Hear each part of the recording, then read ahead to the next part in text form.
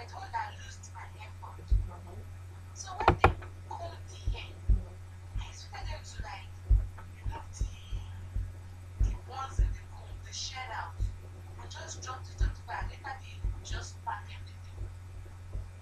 But I noticed that all the customers in their salon, once they comb our hair, they just remove the hair and put in the nylon. It is only attachment they are allowed to drop on the On the floor. on